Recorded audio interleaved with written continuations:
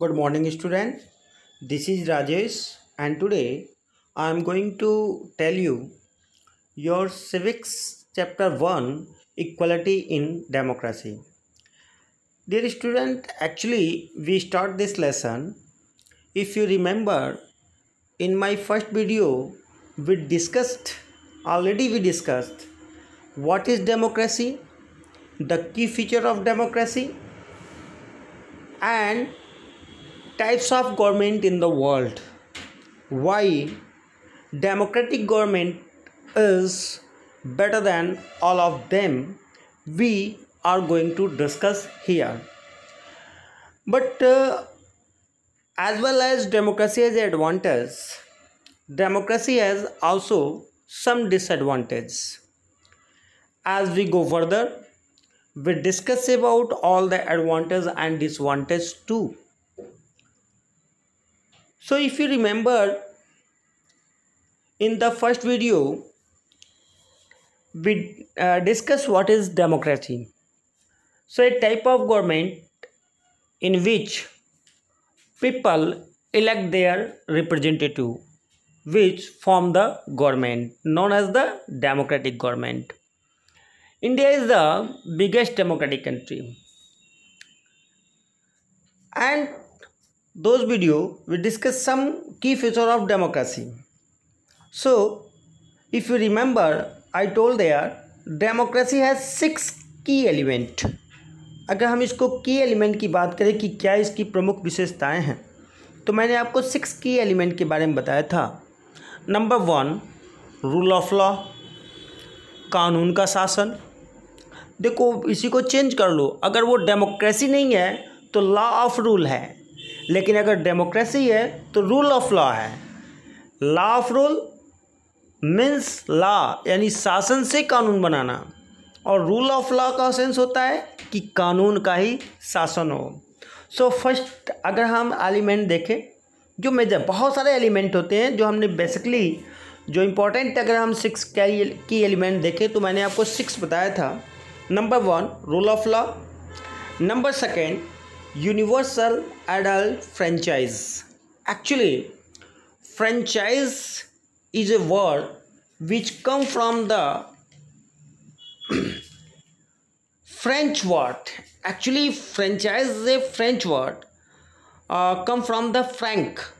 Franc means free. Listen once again, universal adult franchise.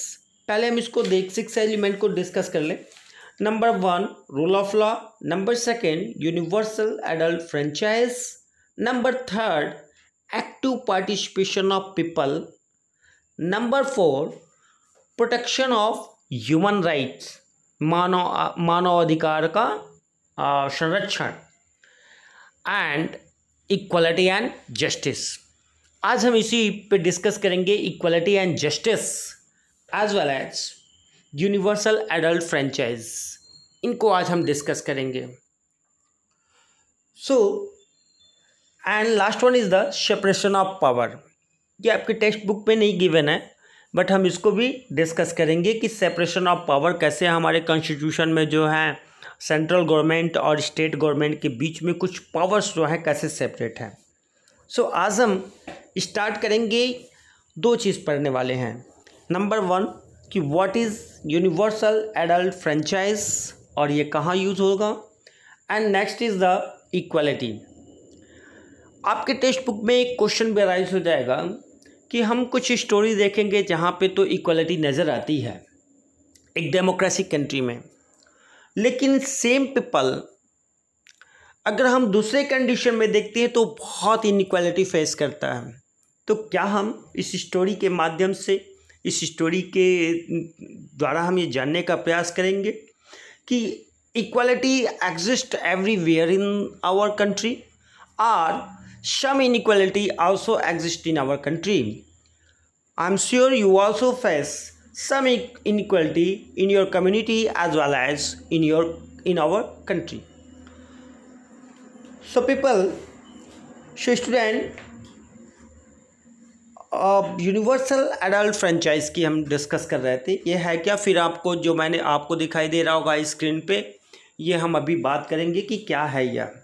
तो universal adult franchise, सार्वभौमिक जो adult franchise है, actually franchise drive from the French word frank. Frank means free, यानी franchise का मतलब होता है कि a person is free to choose his और हर रिप्रेजेंटेटिव। फ्रेंचाइज का सेंस क्या हुआ कि a person is free to choose his और हर रिप्रेजेंटेटिव। तो किसके थ्रू होगा? Through their votes. कि फ्रेंचाइज का सेंस होता है कि एक पर्सन जिसके पास ये राइट होता है कि वे अपनी इच्छा अनुसार अपने रिप्रेजेंटेटिव को इलेक्ट करता है। ओके, चलिए। अच्छा, हम लोग बात किए थे ना कि पिछले वीडियो में कि हमारी जो कंट्री है डेमोक्रेसी कंट्री तो है, लेकिन डेमोक्रेटिक कंट्री जो है ये दो तरह की डेमोक्रेटिक गवर्नमेंट बनती है। एक प्रेसिडेंशियल फॉर्म ऑफ गवर्नमेंट होती है और एक पार्लियामेंट्री फॉर्म ऑफ गवर्नमेंट होती है। तो हमारी जो कंट्री है वो पार्लियामेंट्री फॉर्म ऑफ गवर्नमेंट है। इसके पीछे भी रीज़न है कि देखो हमारा कॉन्स्टिट्यूशन एक parliamentary form of the government जो है ब्रिटेन से लिया गया है। तो वहाँ पे पार्लियामेंट है, तो हमारे यहाँ भी पार्लियामेंट है, यानी जो मेजर डिसीजन पावर है वो पार्लियामेंट के पास होता है, जो इलेक्टेड पर्सन होते हैं। Presidential form of government like USA हो गया, रसिया हो गया, तो वहाँ पे क्या है, प्रेसिडेंट के फॉर्म में है। ठीक है, तो अब हम अपने आते हैं टेक्स्ट बुक जो आपको स्क्रीन पे दिखाई दे रहा होगा कि कुछ यहाँ पर्सन है। मंजीत कौर, अपने टेक्स्ट बुक में भी आप देखिए, या तेजा सिंह हैं जो एक ट्रेडर्स हैं, और मंजीत कौर जो है वो एक टीचर्स हैं। गिरीश राव हैं एक स्टूडेंट हैं। कांता देवी जो डोमेस्टिक वर्कर्स हैं, और सुजाता कुमारी ये भी क्या है, डोमेस्टिक वर्कर हैं, घर में काम करने वाले लोग हैं।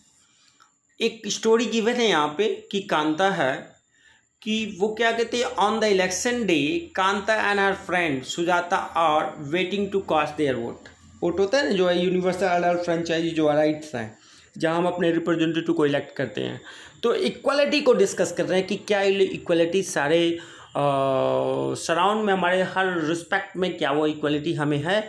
तो कांता जो कि एक डोमेस्टिक वर्कर है, घरेलू काम करने वाली महिला है, उसकी फ्रेंड है सुजाता। ये इलेक्शन डे है और वे अपने वोट को कास्ट करने के लिए लाइन में खड़े हैं।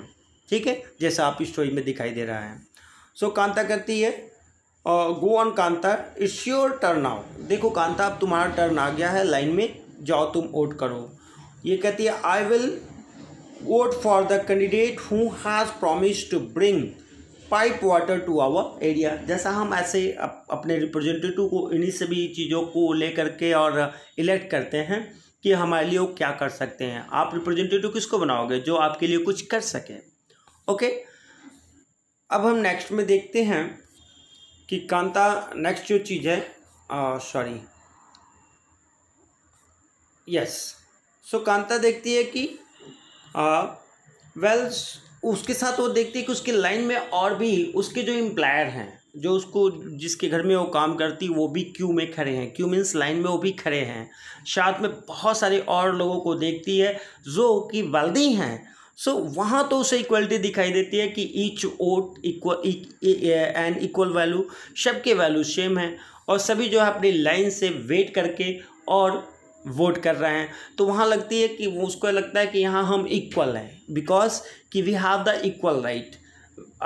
ये फर्स्ट है, ये आगे है, तो ये पहले वोट करती है, साथ ही इसके वोट की वैल्यू भी 1 होती है।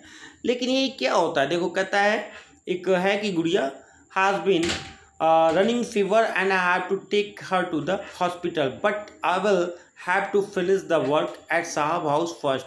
अब ये दूसरी स्टोरी यहाँ दे रहा है कि वोटिंग तो हो जाता है, बट नेक्स्ट डे कांता देखती है कि उसकी जो लड़की है वो बीमार है, वो बीमार हो जाती है, क्योंकि वो कहाँ रहती है, एक स्लम एरिया में रहती है, और स्लम एरिया में और भी आप अनक्लीननेस के कारण वो अक्सर बीमार होती है। तो अब उसकी बच्ची जो है, गुड़िया है, वो बीमार है, तो ये कहती है अपने फ्रेंड से, सुजाता से, कि मुझे अपने मालिकिन के घर जाना है, काम करना है, कुछ पैसे लेना है, ताकि गुड़िया बीमार है उसकी मैं दवा करा सकूँ। ओके, वो अपने जाती है। पहले क्या करती है, यहाँ पे इक्वालिटी तो है नहीं, पहले उसको पैसे ज़रूरत है तो पहले वो फिनिश करती है काम जाके अपना। ठीक है, अब ये देखो क्या होता है।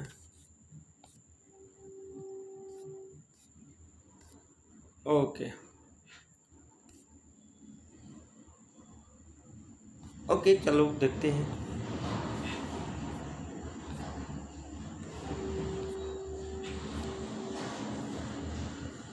ये आपको पिक्चर में दिखाई दे रहा है, कहती है make sure to do the corner properly. अब वो अपने एम्प्लॉयर के यहाँ जाती है, उसकी बच्ची बीमार है, फिर भी वो क्या करती है कि साफ़ सफाई करती है, अपने पूरे दिन वो खड़ी रहती है, पूरा अपना फिनिश करती है वर्क, और कुछ वो एडवांस लेती है, अपने जो भी एम्प्लॉयर है उनसे एडवांस लेती है। तो कहती है हैव, देखो यहाँ स्टोरी में गिवन है here your advance Kanta but don't make a habit of it. लो कांता, ये एडवांस तुमको मैं दे रही हूँ लेकिन तुम इसको आदत मत बनाना। कहती है नो मैडम। सुखे, तो ये कहता है अशोक जैन एंड छोटे लाल, ये देखें ये सभी खड़े हुए हैं, यूनिवर्सल एडल्ट फ्रेंचाइज, इसको आप पढ़ लेंगे। ये बताया गया है कि सभी चाहे इक्वल राइट टू वोट है, respective of caste, religion, wealth, सभी के कोई इसमें अंतर नहीं है कि चाहे वो किसी भी कास्ट का हो, किसी भी रिलीजन का हो, अमीर हो, गरीब हो, सबको इक्वल राइट होता है। लेकिन नेक्स्ट डे क्या होता है कि जब उसकी बच्ची बीमार होती है, तो नेक्स्ट डे बीमार होती है, फिर वो जाती है हॉस्पिटल में और घंटों लाइन लगती है, जबकि उसको लगता है कि बहुत सारे जो हैं, अब वहाँ पे वो सोचना शुरू करती है कि क्या मेरे एम्प्लॉयर या जो मैडम हैं या सर हैं, क्या वे इसी तरीके से वोट की लाइन में तो लगे हुए हैं, लेकिन क्या वे अब भी हॉस्पिटल में भी ये घंटों लाइन लगाते हैं, या वे अपने बच्चों को किसी और भी जगह से एडमिट करते हैं। तो पाती है कि उन्हें ऐसे हॉस्पिटल में लाइन नहीं लगाना होता है। देखती है तो जितने भी लोग हैं वो सभी क्या हैं, पुअर हैं। तो यहाँ पे आपको क्या लगता है कि क्या इक्वालिटी है? जिसके पास पैसे हैं वो तो ट्रीटमेंट बहुत अच्छी तरीके से करा रहा है, उसे वेट भी नहीं करना पड़ रहा अपने टर्न का, लेकिन जिसके पास पैसे नहीं हैं उसको अपना ट्रीटमेंट कराने में प्रॉब्लम है। तो इक्वालिटी कहाँ है कि एक यूनिवर्सल एडल्ट फ्रेंचाइजी एक फील्ड में तो हमें दिखाई दे रहा है, लेकिन अगर वही हम दूसरे पहलू को देखते हैं तो वहाँ पे डिस्क्रिमिनेशन है या इक्वालिटी कांता को नहीं मिलता है क्योंकि वो पुअर है। तो वहाँ पे इम्पोर्टेंस किसका हो जाता है, वो बन जाता है वेल्दी पर्सन का।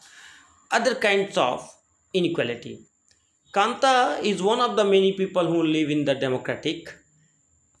democratic India and who have right to vote but whose daily living and working condition are far away from the equal। देखो कांता, बहुत सारे लोगों में एक कांता एक ऐसी है जो कि क्या है, इक्वल राइट टू वोट को मिला हुआ है, लेकिन डेली लाइफ में वे इक्वलिटी से कोसों दूर है, बहुत दूर है। Apart from being poor, people in India experience inequality in different way. लेकिन ऐसा नहीं है कि सिर्फ पुअर होने से ही इनइक्वालिटी फेस कर रहे हैं, इसके अलावा भी बहुत सारे कंडीशन है पूरे ऑल ओवर द इंडिया जो लोग जो है इनइक्वालिटी फेस करते हैं।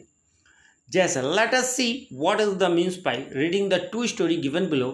Each of them is based on the real incident in people lifes and reflect the different kind of inequality that exist in India.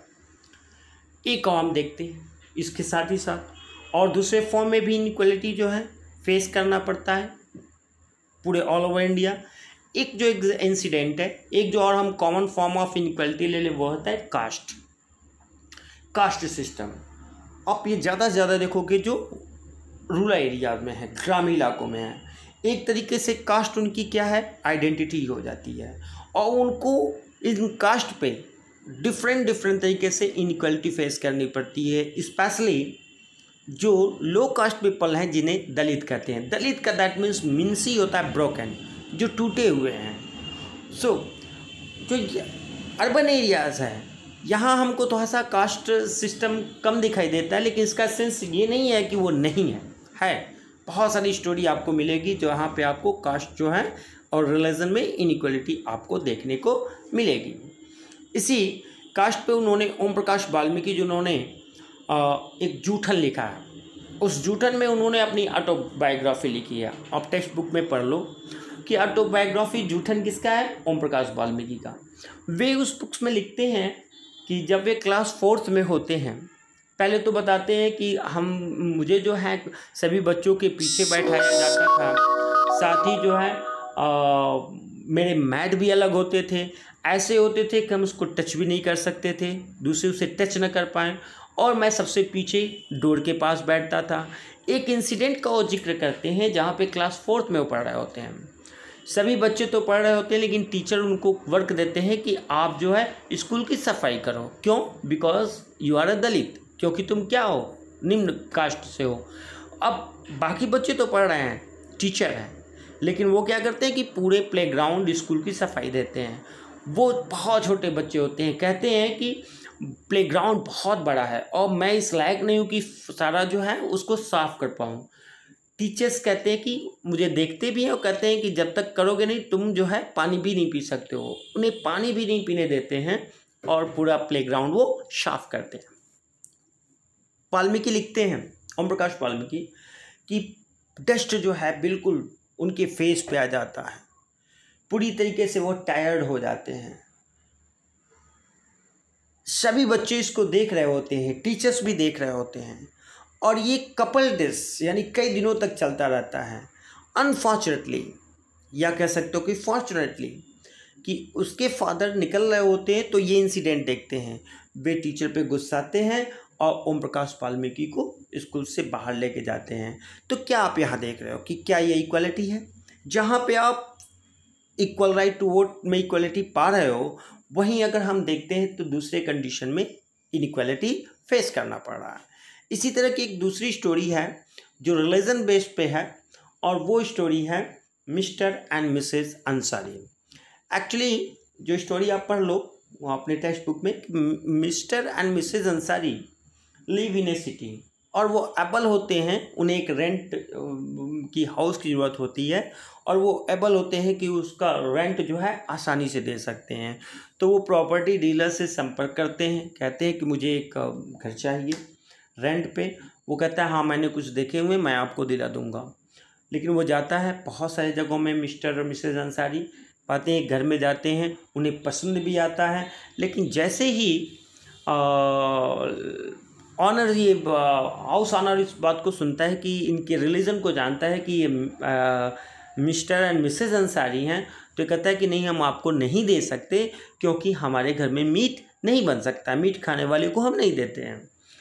लेकिन ये सरप्राइज होते हैं डीलर और मिस्टर और मिसेस अंसारी, क्योंकि वहीं बगल में इन्हें स्मेल आ रही होती है जहाँ पे फिश बन रही होती है। तो यहाँ पर डिस्क्रिमिनेशन क्या है? In the case of religion. इसी तरीके से मिस्टर एंड मिसेस अंसारी बहुत सारे हाउसेस को सर्च करते हैं, लेकिन nobody agree to give them their houses as a rent. कोई उन्हें ऐसा नहीं देता है। फिर डीलर कहता है कि आप अपने नेम को चेंज कर लो, यानी मिस्टर एंड मिसेस कुमार बन जाओ। अंसारी इस बात को डिनाई कर देते हैं, और बहुत पूरे मंथ जो है परिश्रम करने के बाद जो है उन्हें एक रेंट मिलता है। तो इन दो की स्टोरी से हम क्या देख रहे हैं कि अभी भी inequality all over our country we face, चाहे वो कास्ट बेस पे हो, चाहे हमारे वो रिस्पेक्ट टू वेल्थ पे हो, कंडीशन पे हो, इकोनॉमिकल बेस पे हो, या फिर रिलीजन बेस पे हो। सो डियर स्टूडेंट, ये दो स्टोरी आप पढ़ेंगे। We will meet with the new topic in new next video. Till then, have a nice day. Thank you.